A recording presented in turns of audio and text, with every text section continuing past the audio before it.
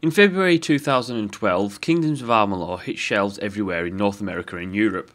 The single-player action role-playing game received critical acclaim and sold over 1.2 million copies worldwide in 90 days. The game itself had some top pedigree behind it, being written by best-selling author R.A. Salvatore and having the likes of Ken Rolston, Todd McFarlane and Grant Kirkhope working on the game. In May 2012, the game's developer 38 Studios, formerly Green Monster Games, was announced closed and bankrupt after missing a loan payment to the state of Rhode Island. Shortly after, the state, along with the FBI, started investigations into the studio, which ended up the state filing a lawsuit against Curt Schilling, Keith Stokes and other backers of 38 Studios in November of that year. While the studio created a fantastic game, it was a clear old-fashioned case of bad business investment, poor project management and poor decisions across the board. Of course, there are a number of other factors involved too, not just those, but either way it ended up being the classic cliché money pit. 38 Studios were also in development of a Kingdoms of Amalur MMO, codenamed Project Copernicus, which is now destined never to see the light of day.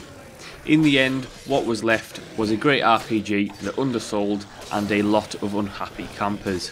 Fast forward to the winter of discontent, that being the winter of 2013, and 38 Studios assets including IP rights were up for auction. Then something happened that absolutely gobsmacked me. Not only was no buyer found for Project Copernicus, the company's in-development MMO, but no buyer was found for the sequel rights for Kingdoms of Amalur Reckoning.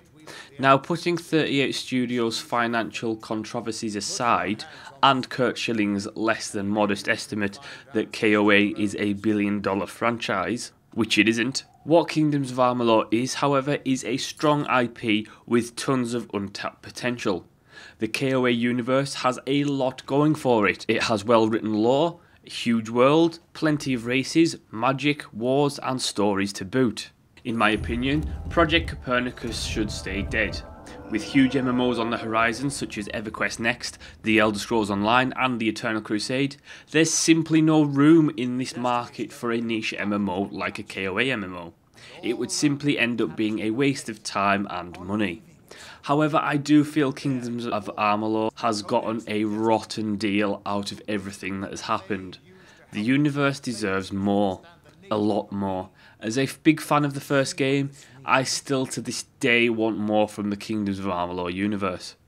KOA itself was, in my opinion, a strong standalone title. It offered a colourfully vibrant fantasy world, rich in lore and a well-told story.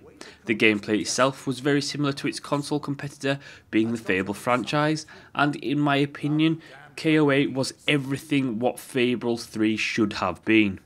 Sadly, its sales did not reflect its quality.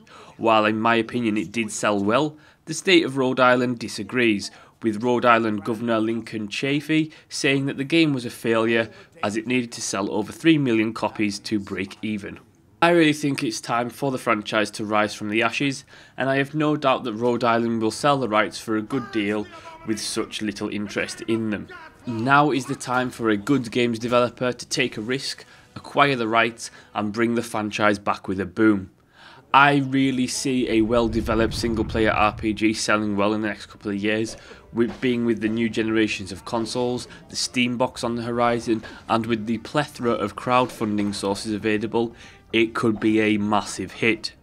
I mean, let's do some rough calculations just for a moment. Let's say you're a games developer. You develop the sequel with a strict budget of $50 million.